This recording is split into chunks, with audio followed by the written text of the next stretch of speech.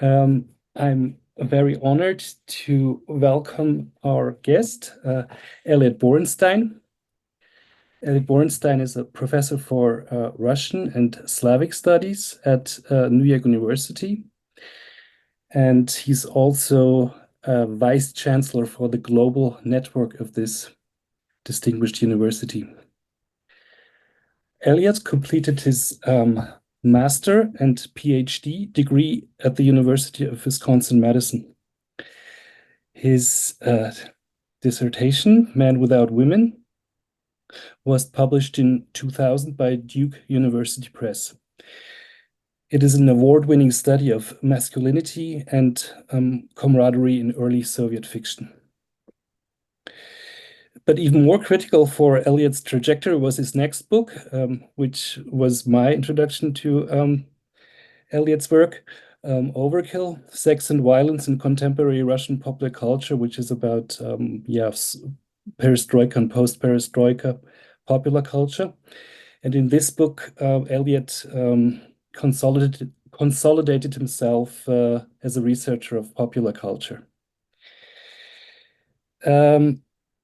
Eliot's book from 2019, Plots Against Russia, Conspiracy and Fantasy After Socialism, I think is one of the books that is in the background of this evening's talk.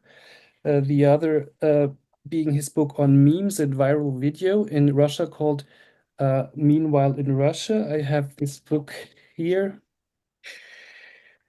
This is from 2022. So these are only four of his numerous books about subjects ranging widely from Pussy Riot to Marvel comic authors. Currently, Eliot is working on a book about melancholy in the HBO serial The Leftovers. But Eliot also told me that he has another book in the pipeline. I think if I understood it rightly, he said that parts of the talk tonight are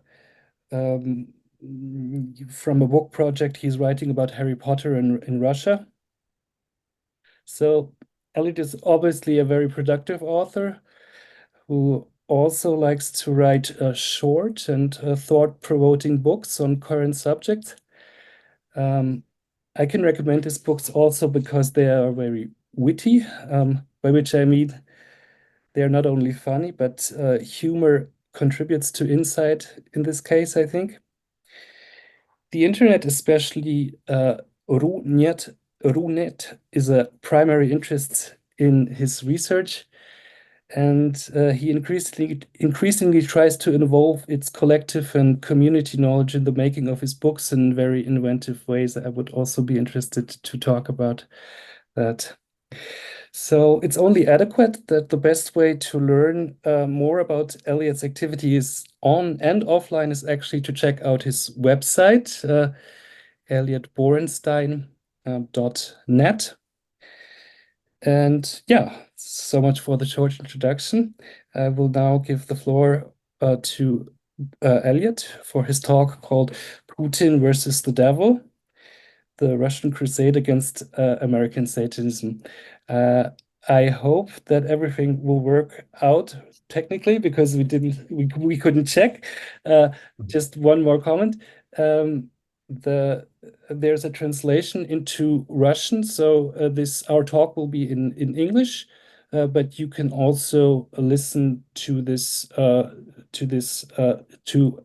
our talk in Russian when you click the button for the translation. So, Eliot, I'm looking forward to your talk and talking with you afterwards. Thank you, Matthias, for that wonderful introduction. And thank you, Sylvia, for inviting me. And I really wish I could click on that button and listen to the translation into Russian, but I imagine that would confuse me too much. I'm so happy to be here. I'm actually joining you from Abu Dhabi, which was not the original plan, but it still works out. Also, one note, I talk too fast, even for New Yorkers, so I'm going to do my best not to, but I do kind of get carried away. So if anyone wants to raise their hand and say, slow down, that is perfectly reasonable. So right now I'm going to share my screen. Let's see here. I'm going to attempt to share my screen. Where is it? Okay, too many windows open. Come on. Hold on a second here. Oh, there we go. Great. Okay, and now I'm just going to go to presentation mode. Okay, you can all, I assume you can see if I can see this, you can see this. So good. So I will then get started. All right. So who exactly is the enemy Russia has targeted in its unprovoked invasion and war on Ukraine? Not Ukrainians, who, as the Russian media continually remind us, don't actually exist. Not NATO and the collective West, however much they might fit the bill. Russian television has been demonizing them for over a decade, but there is little appetite for a direct confrontation. Throughout most of the war, the Kiev junta has been labeled a band of homosexuals, drug addicts, and most prominently, Nazis. Yet somehow, even Nazis are not quite evil enough. So who is the true enemy? Could it be Satan? Apparently, yes. On November 4th, 2022, Deputy Chairman of the Security Council of Russia, Dmitry Medvedev, who just 15 years prior was the gadget-happy reformist president on whom the country's liberals pinned their few remaining hopes, gave a speech worthy of a suicide bomber. Quote, "We listen to the words of the Creator in our hearts and obey them. These words give us our holy goal, the goal of stopping the supreme leader of hell, whatever name he might use, Satan, Lucifer, or Iblis." Such rhetoric is shocking, but it serves a purpose. To understand that purpose, I want to first explore the narrative conventions behind it, which will necessitate a detour into the world of fiction and entertainment and its relationship to ideology and popular perceptions. How do stories demonize your country as the enemy? And how does your country turn its own enemies into demons? Then we will examine the discourse around Satan and Satanism that has developed in Russia since the Soviet collapse, all of which will lead us back to Russia's war in Ukraine. If this approach sounds perverse, well, my talk is about Satan. What were you expecting, a Christmas card? In the 21st century, it's not easy creating a perfect villain. Audiences have been conditioned to find nuance and even appeal in some of the most vile characters ever created. Certainly, the golden age of the anti-hero has much to answer for. How many millions of cable viewers have rooted for Walter White to build his criminal empire by cooking blue meth, for Tony Soprano to whack enemy after enemy, and for serial killer Dexter Morgan to escape the authorities yet again? The problem of the villain is the problem of genre. The more simplistic the melodrama and the more uncompromising the moral framework, the easier it is to imagine an enemy who embodies pure evil. And if the melodrama does make room for humanizing the villain, well, behind every tragic Darth Vader or Kylo Ren, there is an irredeemable team. But creating a genre also means creating the audience for that genre. An otherwise sophisticated viewer with a firm grasp of moral complexity can still cheer for the downfall of Sauron if the story is correctly told. The logic at work is admittedly circular. Audiences accept black and white morality when they're watching or reading a story whose conventions presuppose it. Elliot, can Yes? I think you wanted to show slides. I don't see the slides yet. You don't see the slides? No, no. Huh, because I see them. That's interesting. Hold on a second. Do you see them now? Yes. Okay. So this. Oh, okay. Interesting. Okay. Oh, but somebody else told me that he could see them actually. Oh, well, if everybody can see it this way, I'm happy to show it this way. That works? Okay. All right, I'll continue then. Selling an audience, or in the case of the war in Ukraine, a population, on the enemy's unrelenting villainy is also about convincing the population that they are living in a morality tale.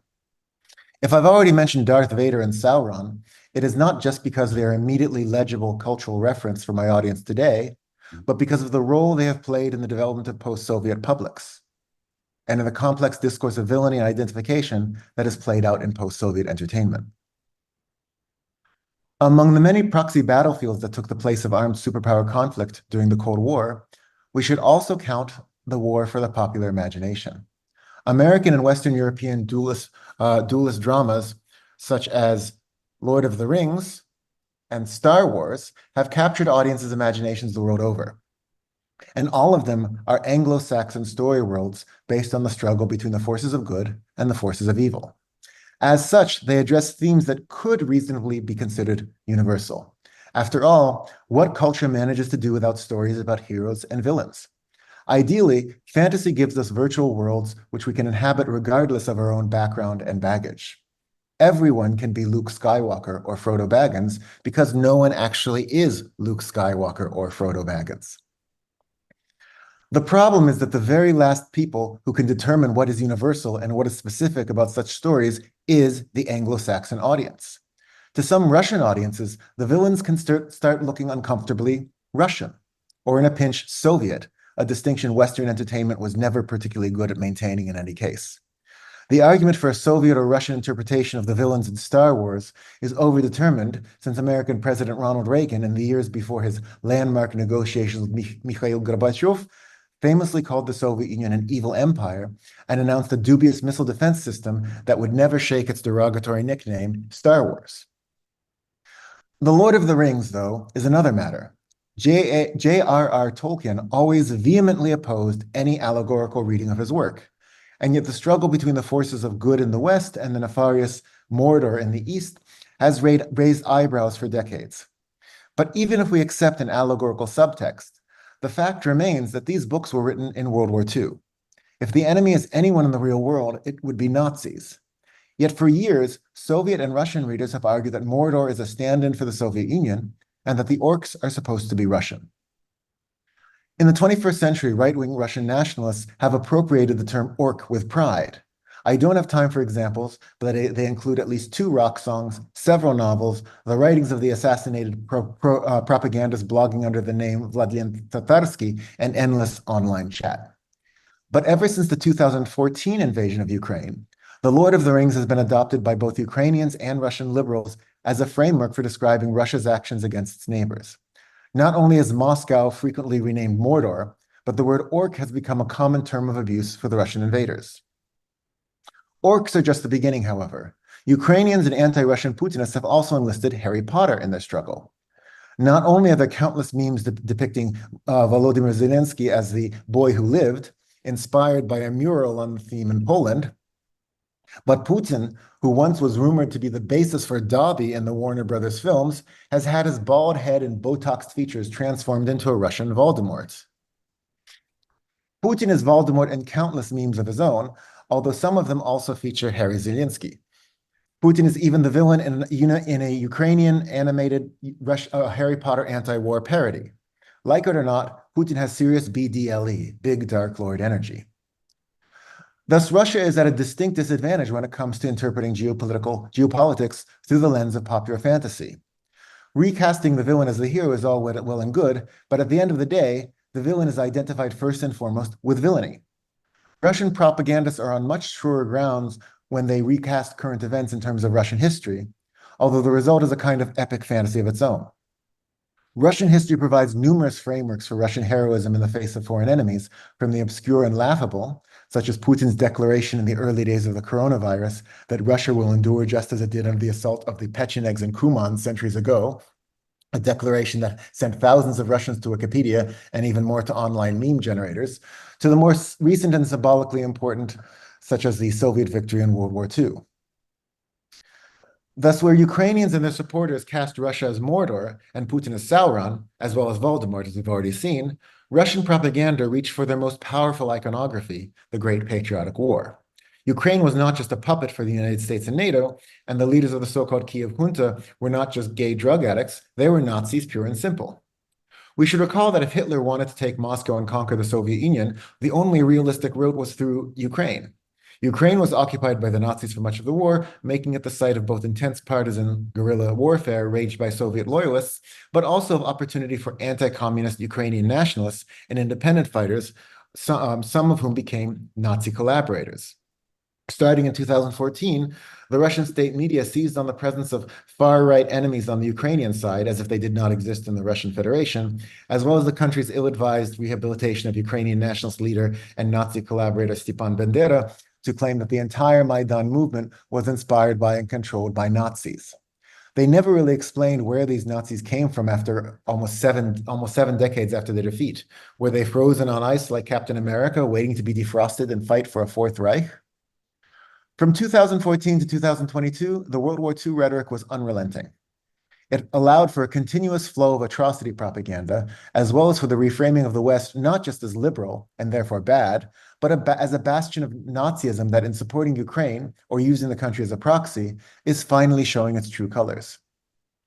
But the recent use of the term Nazi also sent an additional signal, one that is easy to miss.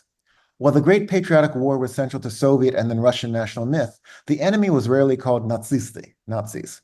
Naturally, everyone knew the word, but the term of art was actually fascisti, fascists. The Soviet preference for fascists made sense, since it reminded the population of the essential ideological conflict between Soviet communism and the worst incarnation of its ideological enemy. Fascism was broader than just Nazism.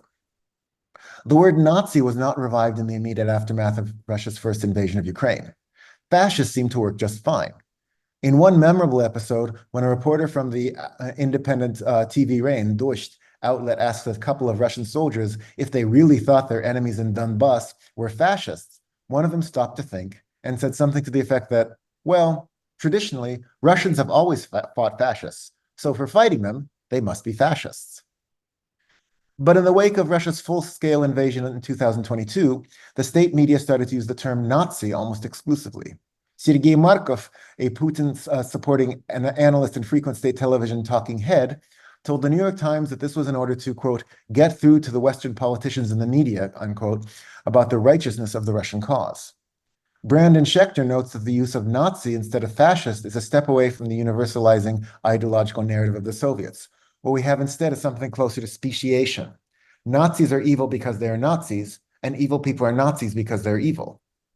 Obviously, the historical fight against Nazism was and is real, but the deployment of this long neglected term in Russian represents something else, framing the enemy as an absolute evil whose only difference from the villains of fantasy is that the designation refers to an actual event. What could be worse than orcs? Nazis. One might expect Nazis to be bad enough, and yet in the years since the invasion, Russian propagandists have managed to escalate the rhetoric even further. Now Ukraine is a hotbed of Satanism. As Artyom Yefimov notes in his excellent contribution to Meduza's Signal Russian language newsletter, all the satanic news fit for pixels if not for print, it was Chechen leader Ramzan Kadyrov who, while apparently moonlighting as a demonologist on his Telegram channel, called for, quote, the desatanization of Ukraine. This is the sort of language we've come to expect from Kadyrov, who rails against shaitan so often that they may as well be one of the odd filler words that notoriously pepper most of his speech. We not only expect Satan from Kadyrov, we're disappointed if he forgets to mention him.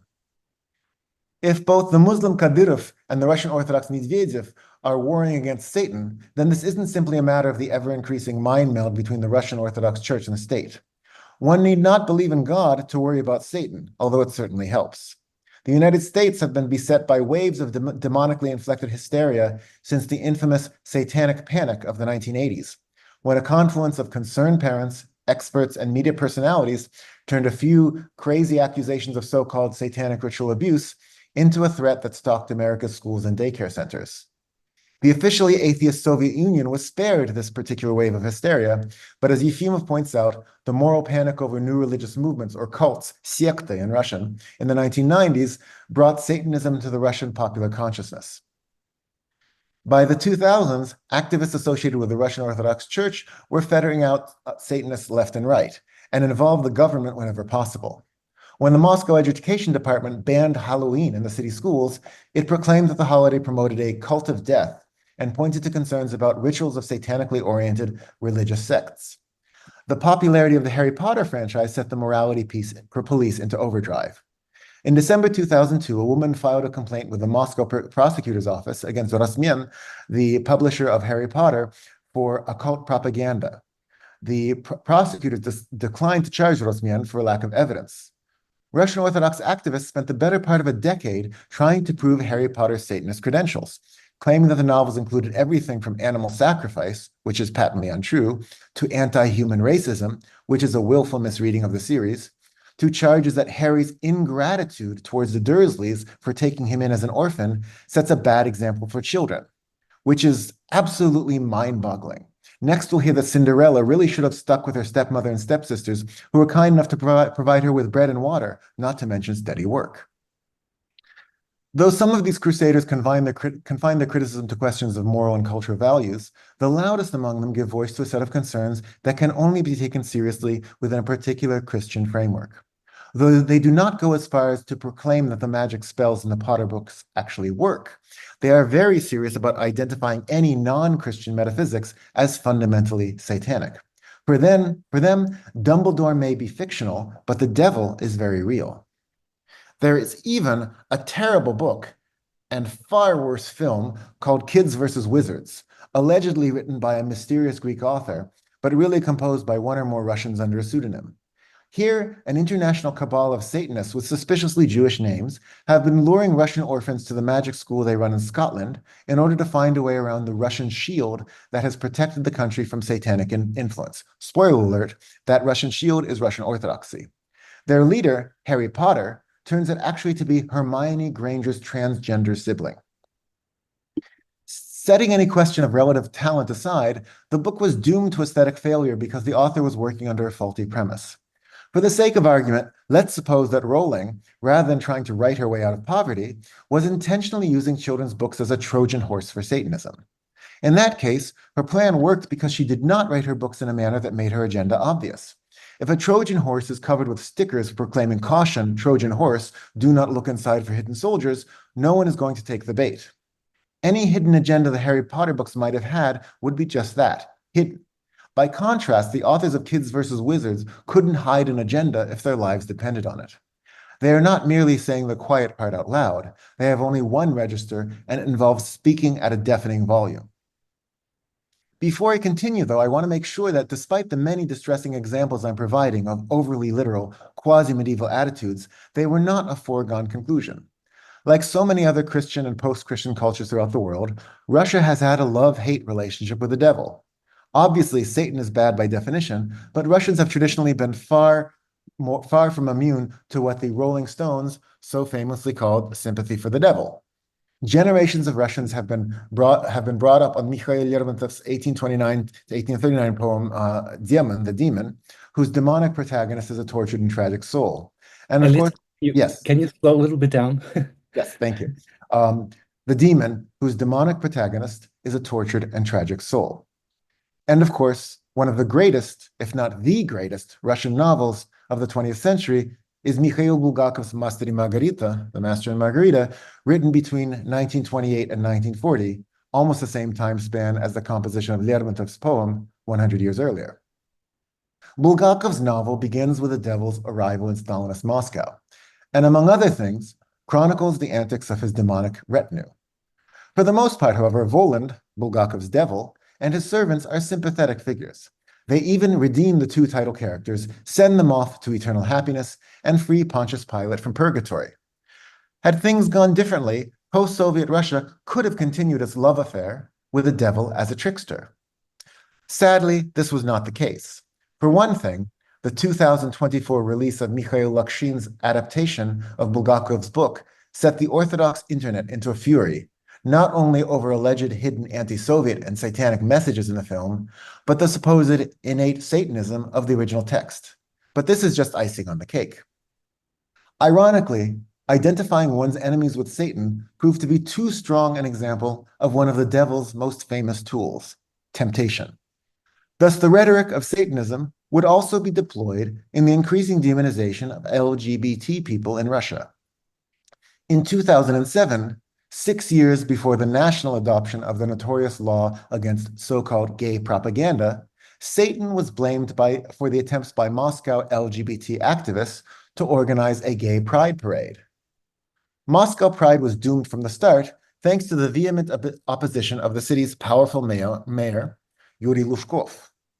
Lushkov said that the parade, quote, cannot be called anything other than satanic, unquote. In what proved to be a preview of the rhetoric that would come to dominate Russian political discourse just a few years later, he alluded to a global crisis of faith, whose symptoms included gay marriage and sexual aids, with pictures, one glance at which insults the soul of even an adult, and which constitute lethal moral poison for children. Comparing homosexuals to drug trafficking, he added, "We cannot complacently watch numerous displays of blasphemy under the guise of creative work or freedom of speech. Thus, Luzhkov succinctly evoked the two major grounds on which sexuality would be restricted and policed after Putin's return to the presidency: religious doctrine in a secular country and the protection of children from perceived harm. Something was spreading throughout Russia since the collapse of the USSR, but it was not Satanism. It was the crusade against Satanism. This was a movement that crossed church and state boundaries long before the 2022 invasion of Ukraine. The demonization of so-called cults in the 1990s was an important step, but it was only in the past decade that both scholars and state actors indulged in a crucial slippage between the religious and the political. The Center for Combating Extremism, founded in 2008, fights both political opposition and unrecognized religious organizations, tacitly making them equivalent threats. In 2020, Roman Silantiev, one of the leading experts combating new religious movements, published a book called Destructology, which provides the ideological justification for the center's work. For Silantiev, undesirable political and social movements, such as pyramid schemes, fascist and anti-fascist groups, and even the pensioners who insist that the USSR still exists, are structurally exactly the same as so-called totalitarian cults. He eventually would also include an alleged high school murder movement called Columbine. From here to Satanism is just a small step.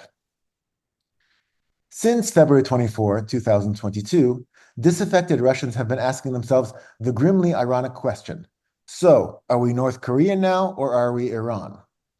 If the country is going to be explicitly fighting Satan, then Iran seems like a better bet.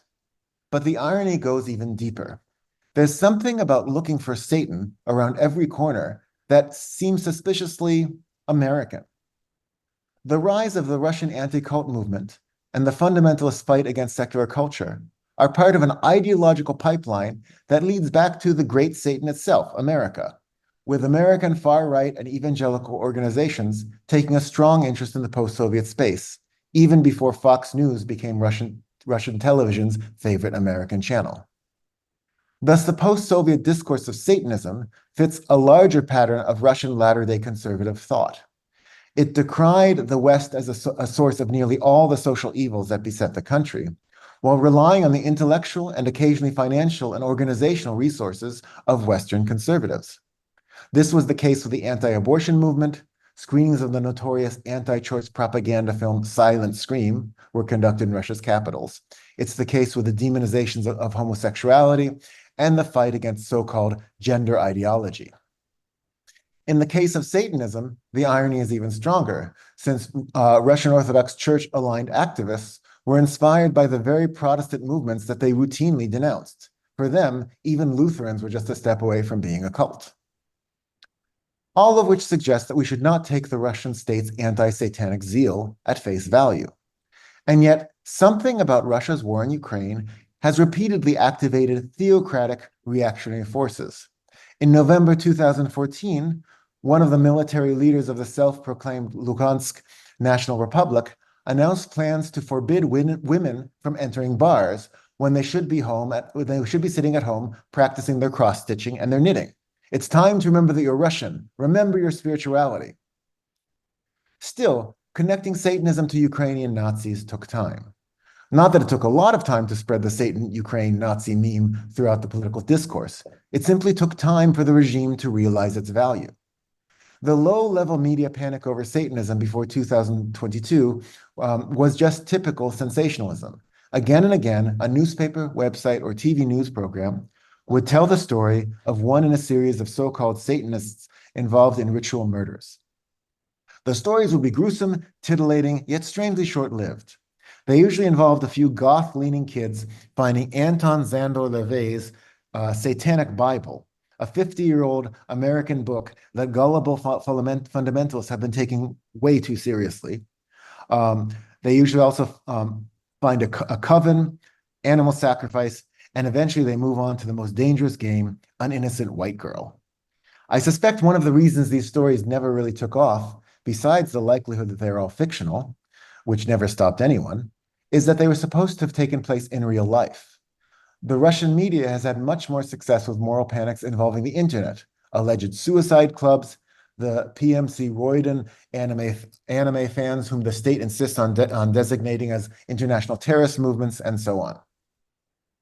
Satanic panic finally found the home it never knew it was looking for when it cross-fertilized with the Ukrainian war effort. Late October and early November of 2022 were peak Satan, when commentators across the internet provided historical, anecdotal, and entirely speculative evidence for the inherently satanic nature of Ukraine's resistance to Russia, with headlines like, "Satanism in Ukraine is already a reality." This was in the wake of an October 24th statement by Alexei Pavlov, the deputy secretary of the Russian Security Council, calling for the de-Satanization of Ukraine. Pavlov claimed that there were hundreds of cults involved, but was particularly concerned about the Church of Satan, one of the officially registered religions of the US, a phenomenon that doesn't really exist, one of the officially registered religions of the US that had spread out all throughout Russia's neighbor. Ukrainian Satanism could be found in the calls to kill Russians. Pavlov also told reporters about a store in Ukraine called the Witch's Cauldron, which, since the war began, had been taking money for rituals that put curses on Russians. All of this is under the direct control of the state, quote, "Using internet manipulation and psychotechnology, the new authorities have turned Ukraine from a state into a totalitarian hypercult," end quote. On the same day, the patriarch of the Russian church called Putin a warrior against the Antichrist. The next month, the Russian Orthodox archpriest Alexander Yashenko, an important figure in the Orthodox media world, told Argumenty Nedeli that Russian Orthodoxy is under attack by godlessness and Satanism. The destruction of the church in Ukraine will lead to Satanism becoming the country's dominant religion. Just a few months earlier, another archpriest argued that Satanism in Ukraine was the result of Nazi satanic propaganda during World War II, which became an integral part of the Nazi Ukrainian nationalist movement that had now come to power. Indeed, though the outpouring of verbiage about Ukrainian Satanists only began in earnest after Pavlov's declaration, the way had been paved by earlier investigations into the role of Satanism among Ukrainian anti-Kremlin forces. In June of 2022, RA Novosti published an article by Alexander Yegortsev claiming to have discovered satanic memorabilia among the Ukrainian fighters in Donbass. The article even had numerous photographs, although most of them had very little context and could have come from anywhere. It turns out that the Ukrainian armed forces had a carpet with a goat's head design, as well as candle holders and strange masks. The candle holders were in the shape of amputated hands with long fingernails, and scattered along the rug were toy soldiers. Some of the soldiers were missing legs, while others had nooses around their necks. Captured Ukrainian fighters sported satanic tattoos. As the leader of the Russian-occupied Crimea put it on his Telegram channel, quote, "We understand that this regime is not just an anti-Russian, but an anti-Christian force. Simply put, they're Satanists. Nazism, paganism, occultism, and Satanism always went hand in hand. That's how it was in the Third Reich, and that's what's happening in Ukraine today." Is there a grain of truth in this? To the extent that right-wing groups around the world have used both Nazi and satanic symbols, perhaps. But the extent to which the enemies of Russia have gone all in for Satan here is rather suspect. As part of the campaign to support a war of conquest, the propaganda has long relied on fake atrocity stories, such as the alleged crucifixion of a Russian boy by a Ukrainian nationalist in 2014, to portraying Ukrainians not just as evil, but self-consciously, deliberately evil. It is as if to counterbalance the horrors perpetuated by the Russian state under the guise of righteousness and innocence, all the monstrosity of their actions has to be projected onto an enemy who becomes a caricature of vileness. We are back in the world of melodrama, where villains ooze their villainousness from every pore and announce their diabolical intentions in virtually every line of dialogue. Is such cartoonish propaganda really in any way believable? I would argue that it is, but only by its transformation of the entire conflict into a cartoonish story. The Russian audiences are apparently content to be isolated from the reality of their country's actions in favor of a total simulation. The more ridiculous the stories, the easier it is to put the entire special military operation into the traditional post-Soviet category for politics, something that has nothing to do with me. It's highly unlikely that Medvedev Putin, or anyone high up in the Russian government believes they are fighting Satan. But their beliefs matter only so much. They are providing a permission structure for fanatics who are only too happy to stamp out the devil's work wherever they may find it. Just as Putinism has always been a deliberately calibrated mix of top-down initiatives and responses to the more belligerent sentiments in Russian society, so too is the satanic vocabulary both the logical outcome of decades of mild moral panics and the latest and possibly last rhetorical ploy on the part of a regime that has backed itself into a corner. The escalation from gays to Nazis to Satan follows a kind of video game logic.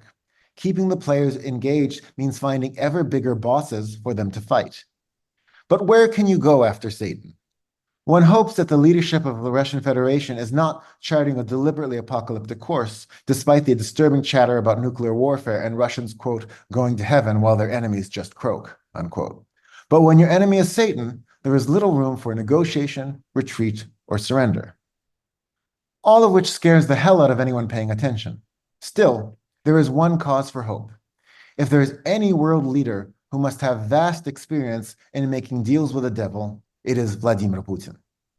Thank you. Thank you very much, Eliot, for this rich talk. We're gonna receive questions in the Q&A section. Sure. As they're coming in. I will first start asking some questions.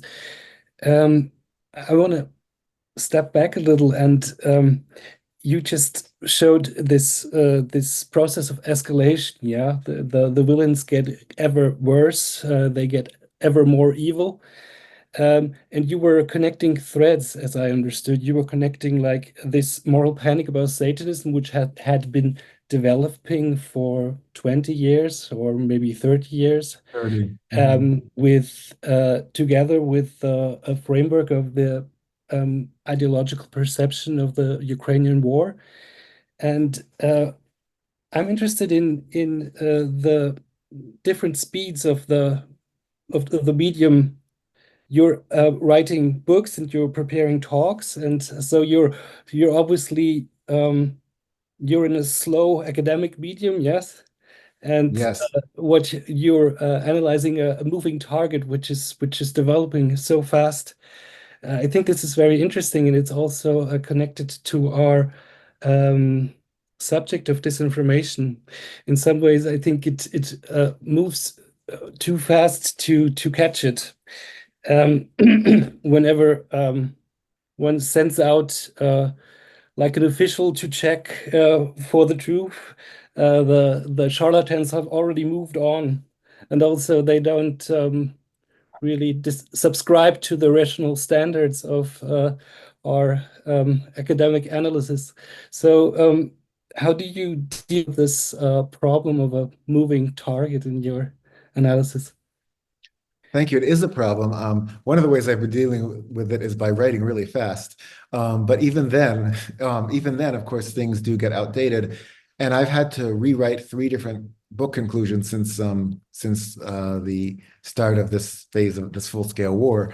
Obviously, not something to complain about in compared to everything else going on, but it is a fact. I console myself with a couple things. One, there's a matter of keeping a sort of historical record. And 2, my hope is that the argument itself can still have value once the examples are dated. If it can't, maybe it can help someone else create an argument that is a bit more relevant to the particular time. But I am quite aware. I remember when I had to teach a course called Russia Today, before there was a famous Russia Today, I had to use, in the early 90s, I had to use all these sources from these translated sources about perestroika. And even by then, they were all just outdated and boring.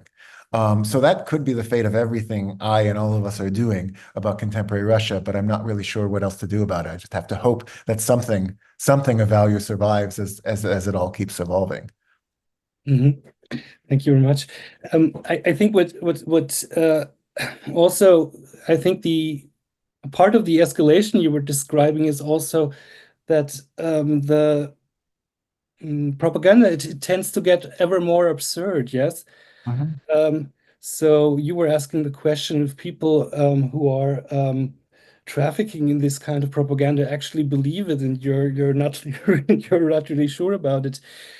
Since the beginning of the lecture, we've heard a couple of times that disinformation is not maybe about creating one alternative truth, but about confusing people and creating the sense that the truth is unattainable anyway.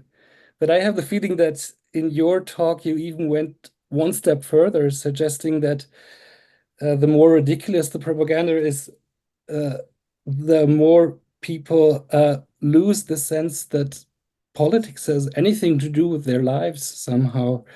I thought this point in your talk very interesting. So, uh, could you maybe develop on this theme of maybe we could call it like an absurdist spectacle or like a politics of absurdist spectacle?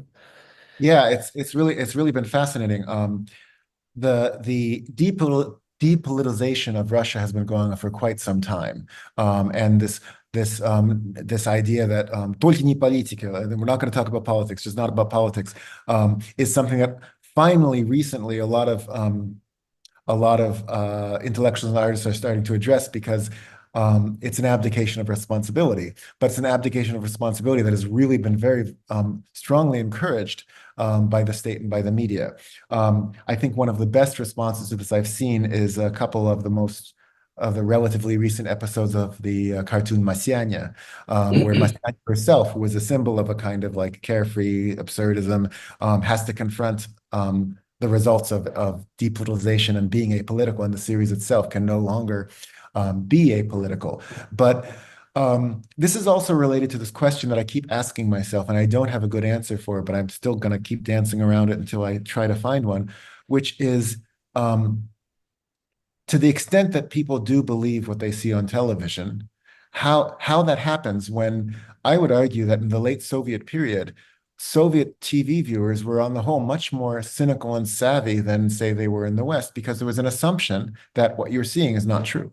And in part because what you were being shown was something that's supposedly happening in your local store, in your city, and you can see that it's not. You don't have shelves overflowing with goods and all of that. So this notion that the TV is just giving you vranyo, this constant stream of lies, was embedded. But in the past 2 decades, to the extent that we can believe people's responses to surveys, which is a big question, but also to the extent that we take seriously what people are saying online and in life, a lot of people do seem to trust what they're seeing on television. And in this case, it seems to be a creation of just a completely alternative reality that then is something you watch on TV. And this, to me, this is one of the few explanations for how it is that people in Russia can call up their relatives in Kiev, and the relatives in Kiev say, "You're bombing us," and they say, "No, you're not.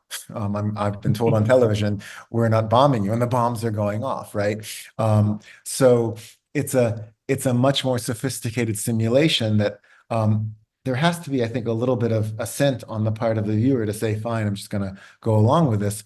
But all of it just turns into a spectacle that the most you can do about it is watch.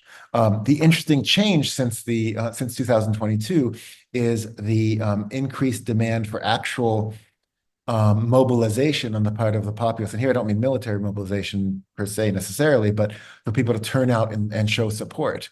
And that is much more active. And that's, I think, had some success, but there is going to be the case where people's own cynicism could become too visible, because it becomes very much like being trotted out to do the May Day parade and all of that, and very much a sense of obligation.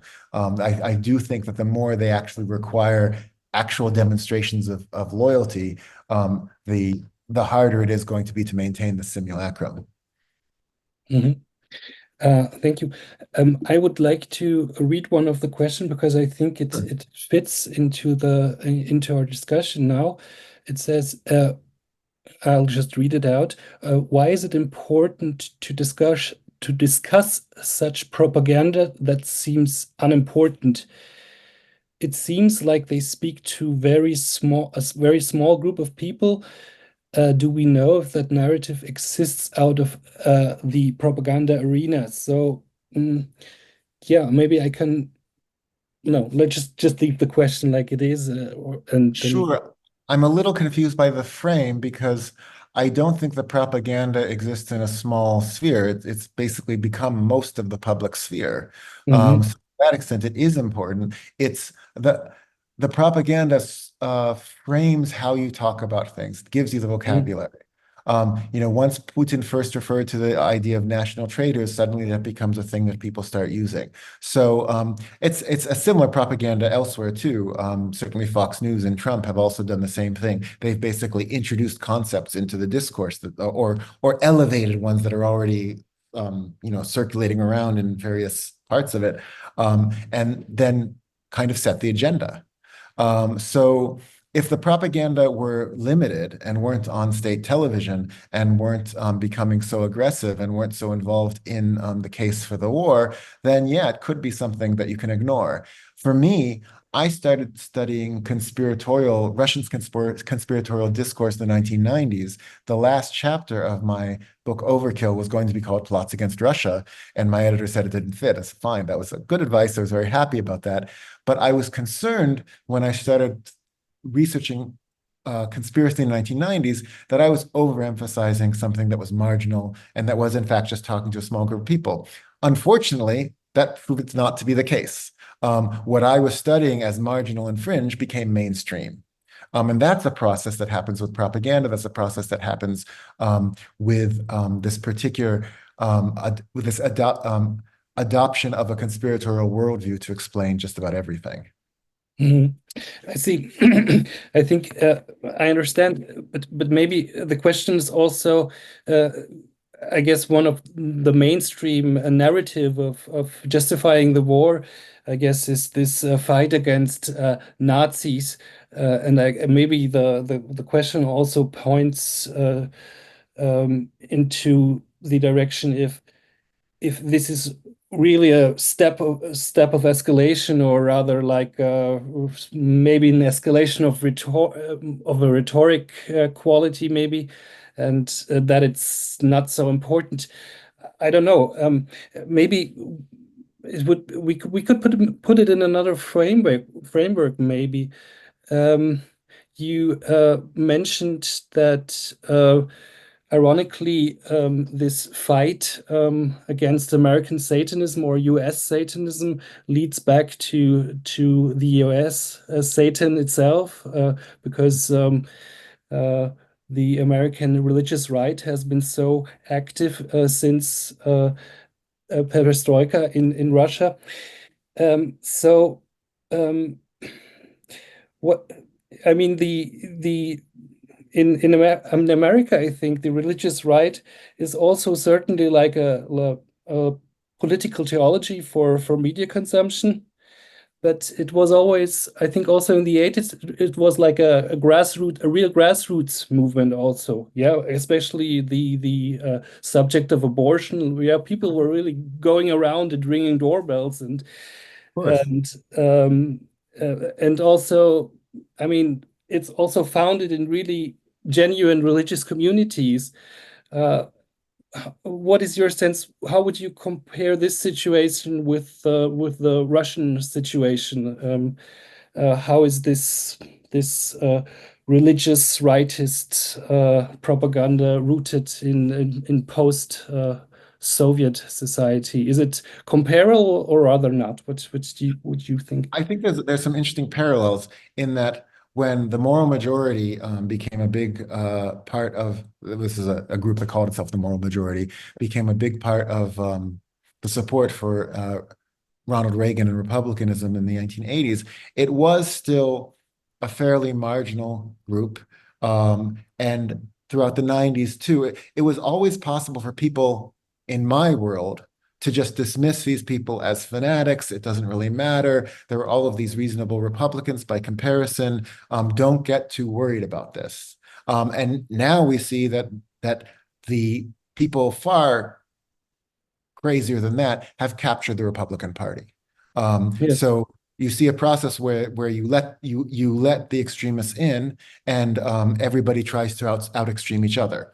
In Russia, I see a similar phenomenon with just conspiratorial thought in general. With the religious component of it works a bit differently because of the dynamics of church and state being different in the two different countries, and because of a sort of larger traditions of religious pluralism in America, where it is a question of I hesitate to call it grassroots because it is very much organized by organizations with a lot of money for lobbying, but where it is a matter of to some extent bottom up, right? And that what is moving from bottom up eventually takes over at the top. In Russia, I think to some extent conspiratorial discourse works that way, but the religious part is more complex, because the way in which the Russian Orthodox Church supports the state and the way in which the state can rely on the Russian Orthodox Church is very different from what goes on in America. And I've always felt that the symbiosis, the connection between the state and the Russian Orthodox Church has been fairly opportunistic on the part of the state. And also, it's taking place in a country where, even as there is all of this rhetoric about Satan, and there are people who are very upset about Satan, it's still a country like most of Europe, where most people don't go to church, right? So the level of fundamentalist religiosity in America, it's just so much more widespread than in Russia, that it would be hard for me to imagine that this could succeed just as a church political phenomenon. But just as Putinism loves to proclaim that the Russian Orthodox Church is a state-building phenomenon, they're using the Russian Orthodox Church as an ideology-building phenomenon for the purposes of the state's agenda. Mm. Yeah, well, I think maybe I don't think the question is if we think, well, in Russia, no one is religious anyway because it's so secularized. I don't know if that's reassuring, actually. Maybe because then maybe Russia is then the vanguard of this just of this political theology of media consumption. Yeah, this it's even more even like more simulated than it is in the US. Maybe I don't know. Well, maybe then in the entire US. When I try to explain to Americans about Russian state television, I say, well, imagine Fox News were BBC, CBS, NBC, PBS all rolled into one. And so that's a very different thing. But there seems to be a large segment of the American public that is living in its own fantasy world. And the difference is that we have a media environment that also has what I think in the George W. Bush administration was called the reality-based community, that shows what maybe to my bias is a reality-based version of what's going on in the world, but they can exist in almost complementary, non-intersecting bubbles, which is one of the things that has always led, I think, one of the weaknesses of American liberalism is how long they have ignored this kind of fanaticism. For decades, there were Christian bookstores selling the Christian bestsellers, amazing apocalyptic, fanatical novels, the Left Behind series, that were illegible and invisible to people who weren't looking for it. But these things were building a worldview and reinforcing a worldview that we've seen has become very important in right-wing politics. Yeah, thank you. I'll read out another question, or I'll just what motivated you to study that? So let's expand the question a little bit. Maybe also biographically, what was your motivation behind getting interested into this in Russian conspirologia, so this theory of this analysis of conspiracy theories? So I think as I've gotten older, I've started to lean into the idea that scholars and critics are motivated in part by their own idiosyncrasies, and they should just admit it, because one of the values of having different people studying the same thing is they bring different things to it. So I just grew up always fascinated by conspiracy theories, by Satanism, by fringe stuff. Not that I believed in it, but I thought it fascinating and entertaining and just amazing to me that people could believe in this. And so when I started studying conspiracies again in the 1990s, I was concerned this is just me. This is just me and my weird interests. And I'd say most of my work has been, at least after my dissertation, has just been following my own weird interests and hoping that that can intersect with the interests of other people. But I think every critic and every scholar just notices different things and looks through different lenses, and that can be really productive. That I'm just gonna notice and pay attention to things that are not the same things that other people are going to pay attention to, and that's why we need to read more than one book and more than one article. Thank you. There's another question which is about the how long would you say do these narratives that you have analyzed for us, how far do they go back into history? Mhm. So yeah, maybe where would you start if you're writing a book? Where would you start this story? About the Nazi framework, for instance, because I Yeah. think World War II, that would suggest the Nazi framework. Well, this is interesting because I'd say that to some extent this starts outside of the Soviet Union.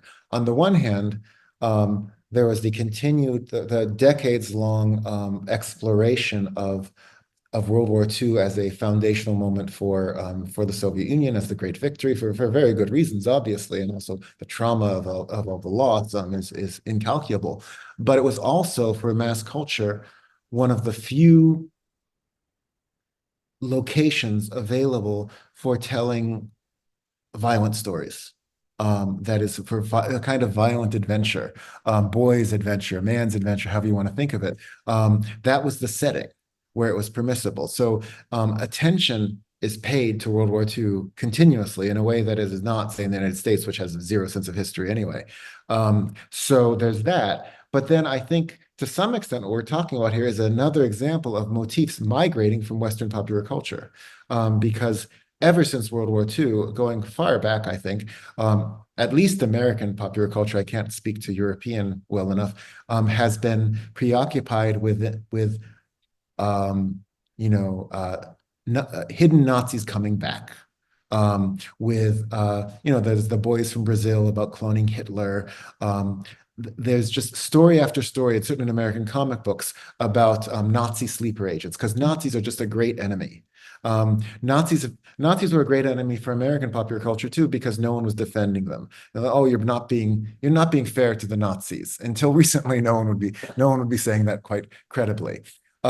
So these motifs of being frozen and coming back, of a kind of timeless Nazism, have been a big part of American popular culture, and they migrated in the ethnogenesis series of young adult novels that started around, I think, 2008, 2010. I'm getting the year wrong, probably. One big storyline was all of these Nazis who were frozen in the Antarctic who were coming out to conquer the world. It's very compelling in the Russian case, both for this tradition of the great myth of Soviet victory. By myth here, I don't mean it's not true, but I mean just its importance. It's quite true. And the way in which the Nazis are just such a great enemy. The Nazis may as well be orcs. The Nazis are monsters. You don't have to humanize the Nazi. And there's a liberation, in fact, in having the Nazis be like vampires or werewolves or serial killers. They're just there to be hated. And the difference is that so it comes from history, goes into fantasy, and now it's coming back into, if not real life, at least representations of real life.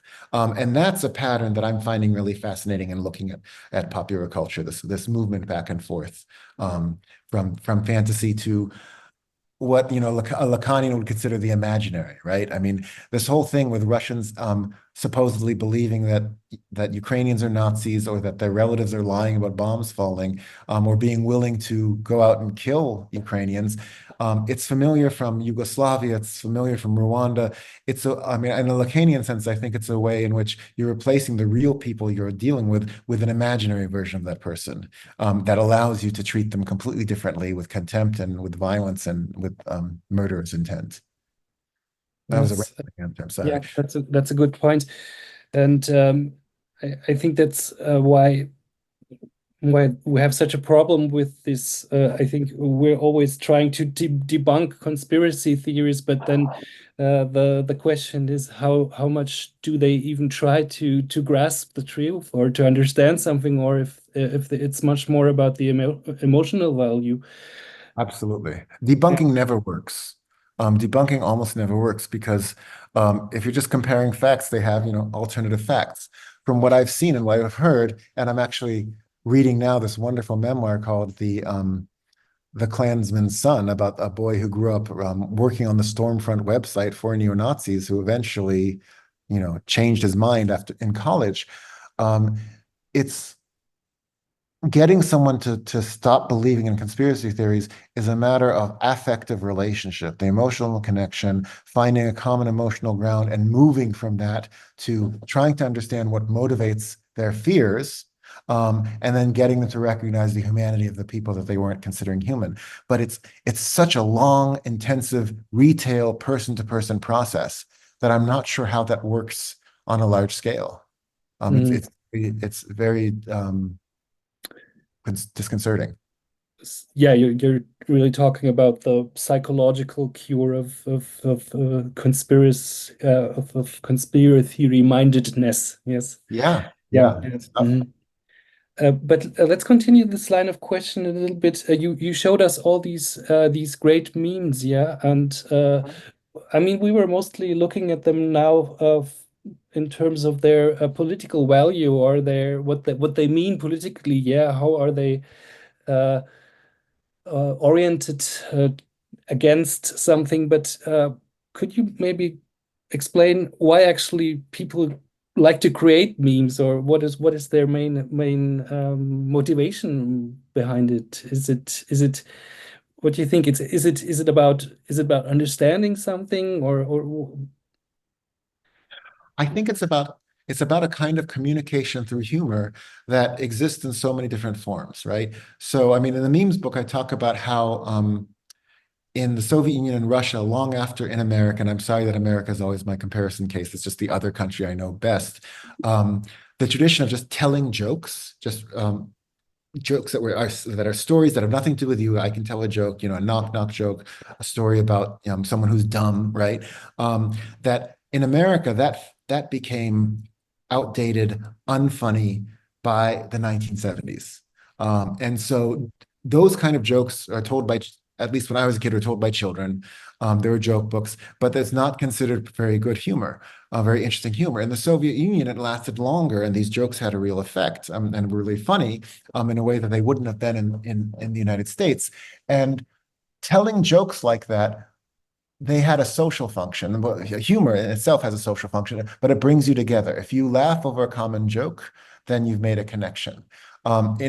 For me, growing up, it was making fun of television commercials. We all knew the same television commercials. We could refer to them, and they became something you could point to. Like that thing that we had as a common experience, we have the same attitude towards it. That makes us a community. And I think memes function in the same way, that they become a way of connecting with people you're not really seeing over finding the same thing funny. And the thing about the internet meme is it's a new mechanism with a different set of with a different kind of vocabulary for doing this.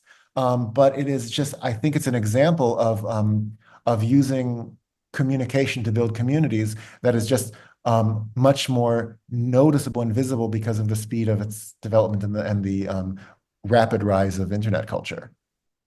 Mhm. And it's not always political by no means, usually it's not political in the ordinary sense of politics, but sometimes it is. Yeah. And are there like also like state-run meme factories? Are there or are there not? Yeah, so that is kind of interesting because, 20 years ago, I would not have believed that a state organization could effectively create interesting propaganda on the internet, and I was wrong about that. Um, and there is, from what I've understood with the troll farms and all of that, there is an attempt to create memes and push them out there. But really, it's like the success of troll farms in general. It's less about creating new content than it is about finding and amplifying existing content. I mean, if you think about it, relying on Russian trolls to create language-based humor and memes and political speech that isn't going to jump out as being kind of odd is low because of a linguistic and cultural competency thing. But the ability to just find these things and spread them, that's another matter. And that's in general how the Russian trolling worked, just taking what's obscure out there and making sure it's spread. So I think it's more about dissemination than it is about meme creation. But that could be changing. But I think you're mostly into researching this creativity, this subversive creativity of memes, Sure. mostly, no? It's Yeah. something which is beyond the control of this of the state, no? It is beyond the control of the state, but one of the things that Putinism, at least before the war, did rather effectively was was use a certain kind of irony that is associated with opposition, and therefore taking the tools of subversion and using them themselves. They're doing that much less lately because ever since the 2022, there is an intense earnestness in state propaganda that I find very jarring because that did not characterize it so much before this point. But the 2000 teens do suggest that state actors can co-opt subversion to some extent. Thank you. I'll return to some questions from our listeners. Sure. One question is concerning the tradition of the KGB actually in researching or investigating occult sects, occult sects. Could you say something about this? Because this would also, as the Marina points out, be like the Putin's heritage, no? So the FSB, the KGB. Is that something you have thought about? Well, what I'd say is that it's structurally similar in that the KGB, one of its jobs was to, in fact, ferret out as inakомыслие, as it's put in here, the difference in thinking, and what that difference is can change over time. Because at the same time that on the one hand you have the idea of the KGB in reality trying to persecute these marginal phenomena, sectarians, and so on and so forth, and they certainly did. One of the great motifs of popular trashy culture is all of the kind of pseudoscientific magic that the KGB itself produced because the KGB was kind of a black box, and there's a whole tradition of the yeshik, right? The почтовый ящик, the post office box that was the only designation of some KGB laboratory. And because no one could really be sure what was going on there, it could be doing practically anything. So there is also this tradition of seeing the KGB as this kind of laboratory or magician's workshop that could produce just about anything. But yes, this tradition of persecution of different thinking and difference has been taken on quite successfully by the FSB, and in particular by the anti-extremist institution. That what it does is it just as in the Soviet Union, so much difference was redefined as anti-Soviet. As a difference would be anti-Soviet as a phenomenon. Now, difference is extremist as a phenomenon. So the fight against extremism is a lot like the fight against anti-Soviet activities, anti-Soviet thought. So structurally, I'd say there's a lot that's going on there. And yes, absolutely, Putin is the product of the KGB. It makes perfect sense that I think he and a lot of people around him could breathe a sigh of relief that we're back to not tolerating all this nonsense, right? We're going to have one story. That's how it's supposed to be. So sure, those traditions have been revived and are very much alive right now. Thank you. There's another question which asks about the role of the Russian Orthodox Church. So, do you think the Russian Orthodox Church contributes to the narratives of the Satanic West? So, I guess that's a little bit. That's also the question. The question is maybe where does the initiative come from, or Yeah, definitely. The church or various actors in the church, including the patriarch, have done a lot to foster this narrative of a satanic West, certainly in the past few years, but not just that. And there's a lot of renewed interest, scholarly interest and otherwise, in this or this concept called the catechon or the udерживающее in Russian, the idea of this institution or place or country or phenomenon as something that's restraining the growth, the rise of the Antichrist. And the Russian Orthodox Church, people in the Russian Orthodox Church have argued that the church itself and that Russia itself is the catechon, it's the удерживающее, and that its role is to save the world from the rise of the Antichrist, which is in itself satanic. So absolutely, this is something that the Russian Orthodox Church plays into very, very well. But it's not just a matter of the church does this and influences the state. Again, I think the genius, to the extent that there's a genius of Putinism, it has been about finding, if you think about memes not as internet memes, but as they're initially defined as just units of information that reproduce themselves, as Richard Dawkins defined them in the 70s, then what Putinism does is it just keeps dipping into this huge mimetic pool and finding different memes and trying them out, finding different approaches, throwing them against the wall, seeing if they work, and then appropriating them and making them theirs. So this is where, for instance, when people talk about, Dugin being Putin's Rasputin or the works of Ilya Ilyin being crucial to Putin, I think it's a cause and effect mistake. It's that Putinism finds little pieces of things that it can find useful in Dugin, in Ilyin, and all of this stuff, and turns it into, at least for a moment, something that looks like a state ideology. And the Russian Orthodox Church is a big part of that. Thank you. There's another question which asks about Europe.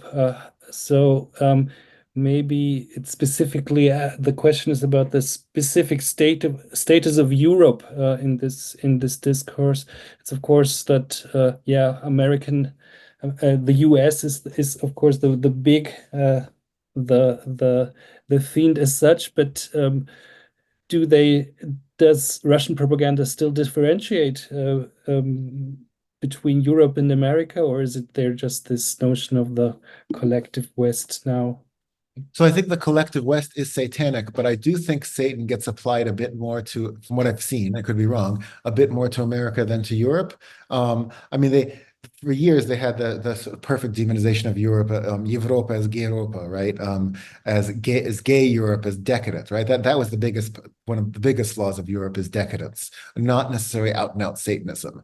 And I think, again, I could be wrong. I haven't, done a detailed study of this, but I feel like that the Satanism of the West really kind of emanates from America and goes into Europe and then goes through Europe to Russia, right? But as I was joking, Iran always called America the Great Satan, and I think America in this discourse also functions as the Great Satan. But Europe can be full of lots of little Satans. You have room.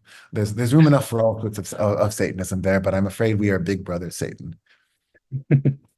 I see. There's another question.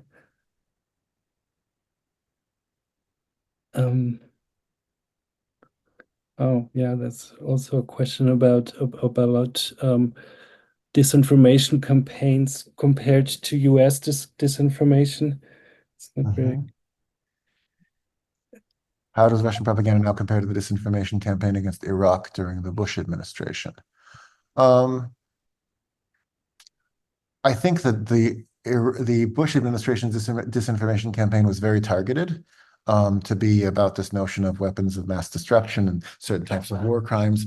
It was limited makes it sound like I'm justifying it, but it was it wasn't as all pervasive as the Russian propaganda, right? And the Russian propaganda, of course, is very much about, the evils of Ukraine, but it just goes wildly in so many different directions at once. Whereas I think the disinformation campaign under Bush was more disciplined.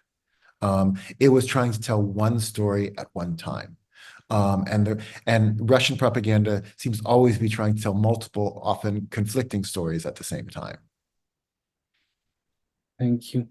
I mean, maybe it's still, I mean, I guess it's worth remembering still that there have been these broad narratives about the axis of evil, which may be in some way like still like a mirrored version but it's of course on a whole different level, I would agree. Right, and especially since I sadly remember the Iraq War and lived through all of this. And while yes, there was a horrible campaign against people who dared to disagree with the war effort, it wasn't a matter of jailing opponents, silencing them. You still had a great deal of publication and discussion about how the war was wrong, right? That was still allowed, but it was drowned out and for a long time marginalized by the pro-war discourse. What the repressive apparatus was largely absent. I mean, not if you were in Guantanamo Bay, but again, that was enemy combatants. So it's a very different, I think, different level of repression and disinformation. Thank you. There's also a question which has many aspects, but it also asks about this, which I think is an interesting point about the dissolution of the Russian Orthodox Church in Ukraine. So maybe that we could reformulate this question. What is the the reaction of religious-minded circles in Ukraine to this propaganda? Have you? So I'm looking at the question right now. Or hatred towards Russians, Russian culture. Yeah. So right certainly after the full-scale invasion, really starting back 2014, the split between the Ukrainian Orthodox Church and the Russian Orthodox Church became kind of untenable. And so in Russian propaganda, the argument is that the Nazi state is mobilizing sentiment against the Russian Orthodox Church, and this is all persecution and all of that.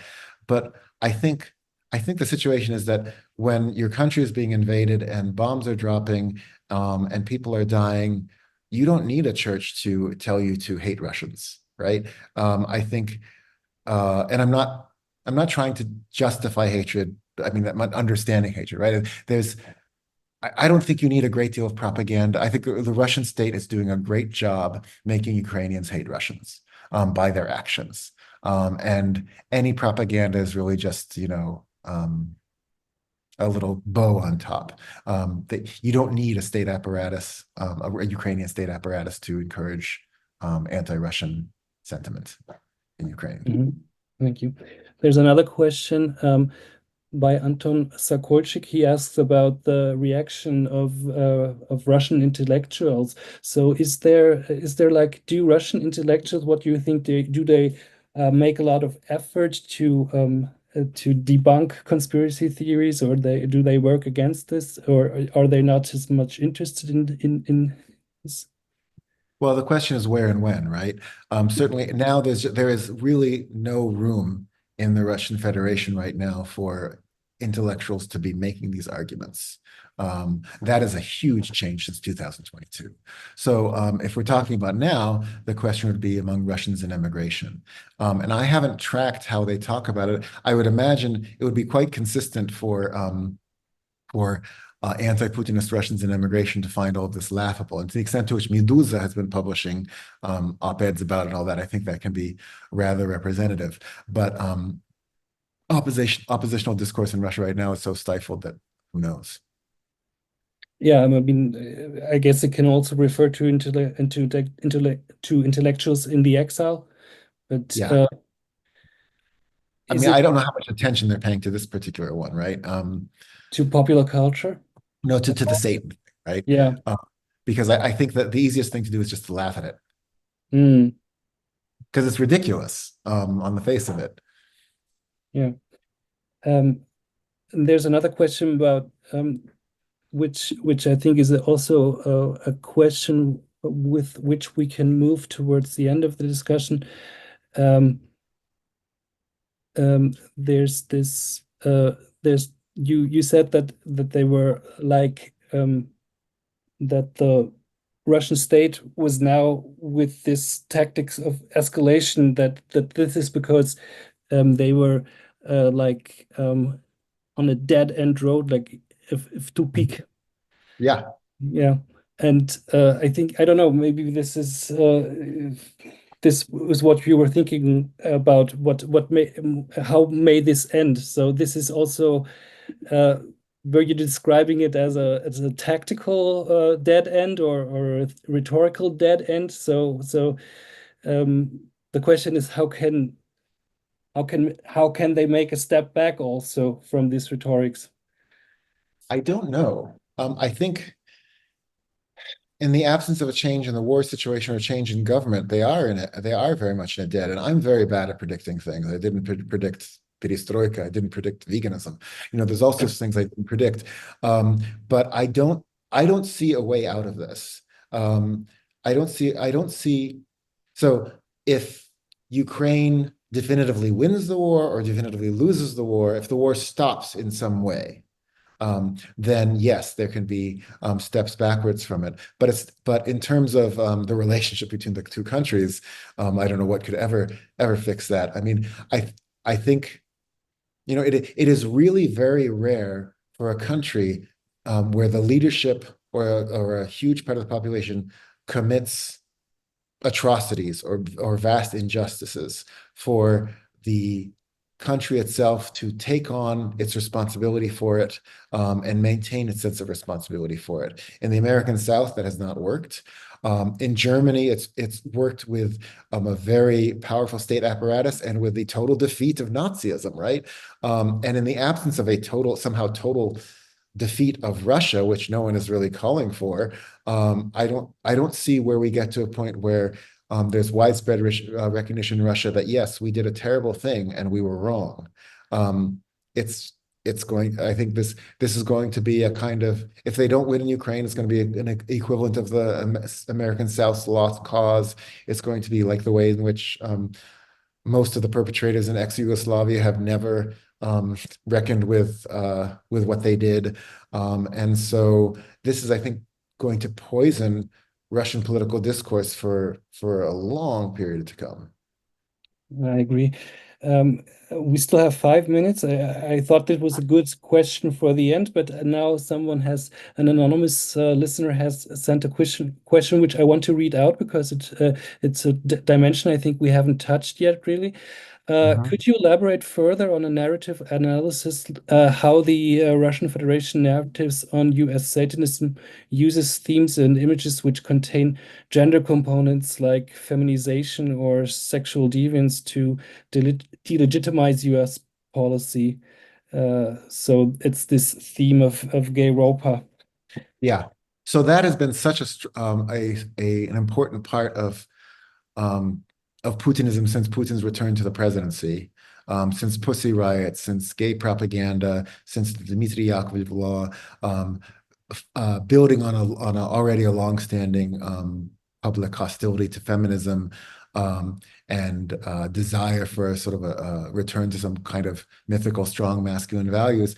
That all of it, I think, is what helped uh, build the road towards where we are with this notion of Satanism, but it predated it. In fact, I think this focus on gender and sexuality is was so important in and of itself that I think it's less important as part of the discourse of Satanism because it's now kind of assumed. Yeah, they're all homosexuals, they're all having orgies, they're all taking drugs, they're all girly men or whatever, and they're all feminists.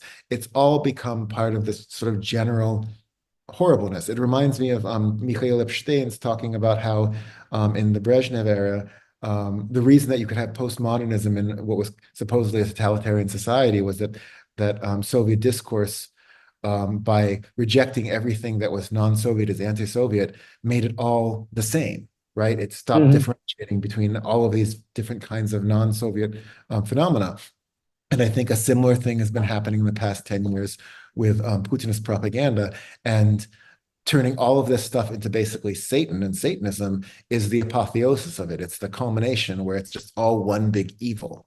And then there, perhaps the way out of it could be at some point, if this is sustained long enough, people saying, you keep saying this is all horrible, but some of this does seem to be less horrible than others, and maybe you're not really telling us the truth. But that's perestroika, right? That took decades. It took a set of circumstances, and it's hard to see how that comes about in this particular situation. I mean, I think really it's a question of what happens after this regime collapses, assuming it does collapse, and what replaces it, and who knows. Yeah, I guess we don't have any more knowledge than this. Yeah, we have to. No. Unfortunately, of course, many people are dying in the meantime. Yes. Yeah. No, Yeah. I mean, I'm talking about this like it's a spectator thing because propaganda makes expectation. But I mean, atrocities are happening as we speak. But the media bubble is so isolated from it that there's no access to it, and there's not much access to it in Russia. Yeah. Thank you very much, Eliot, for your fascinating talk. I also want to thank the organizers, Sylvia Sasse and Nina Graf, who is also managing all the technicalities. I also want to thank the translators. And the last thing I want to do before we leave you to your well-deserved evening is that next week we have our very own Roman Herbig from the Slavic department here in Zurich, and he will talk about Soviet and contemporary Russian information operations, continuities and discontinuities. So thanks again, Eliot, and Thank you. This was great. Appreciate it. thank you very much.